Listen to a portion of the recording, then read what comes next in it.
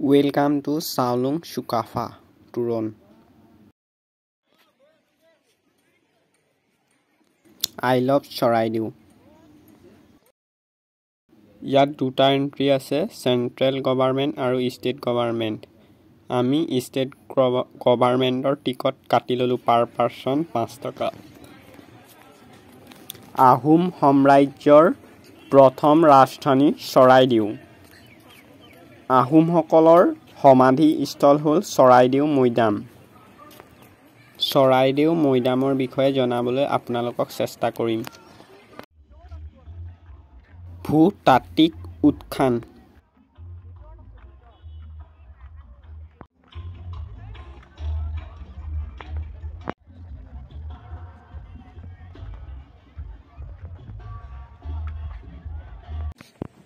এই লোহাৰ নাওটো 19 শতিকা মানৰ সময়ৰ হয় বুলি অনুমান কৰিব পাৰি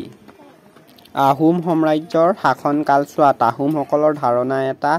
আছিল The kings never die ৰজা কেতিয়াও মৃত্যু নহয় বুলি ধাৰণা কৰা হয় আৰু আহোমসকলৰ আত্মাটোৰ ধাৰণা কৰা হয় ভূত পেকাচ হয় বুলি ধাৰণা কৰা নহয় তেওঁ দাম হয় দেৱতাজনে আশীৰ্বাদ দিয়ে বুলি ভবা হয় বৰ্তমানৰ স্বৰ্গদেউজন ঢুকাই তেতিয়া নতুন স্বৰ্গদেউ নোহোৱালৈকে ঘোষণা কৰা নহয় যিহেতু মুগলসকলেও কৰা নাছিল তাৰ পিছত নতুন স্বৰ্গদেউজনক ঘোষণা কৰা হয় আৰু বৰ্তমানৰ স্বৰ্গদেউ মৈদাম দিব লগা হয় স্বৰ্গদেউটোৰ মৃতদেহটো যিহেতু মৈদাম বনাবলৈ বহু সময় লাগিছিল প্ৰথমতে মাটিৰে আৰু পকাৰে বনাব লাগিব স্বৰ্গদেউ গুৰ কৰি থোৱা হয় এটা ৰহ ঢালি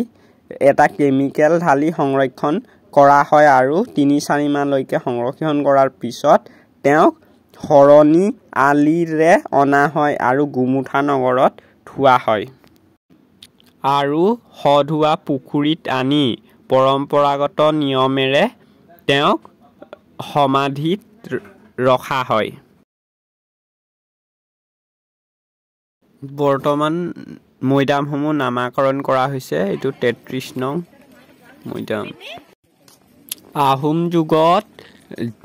স্বৰ্গদেউসকল মন্ত্ৰী বিষয়া আৰু লগতে পৰিষদ বৰ্গমূল সকল যুদ্ধত যদি তেওঁলোকৰ দেহটো বিচাৰি নাপায় তেতিয়া মৈদাম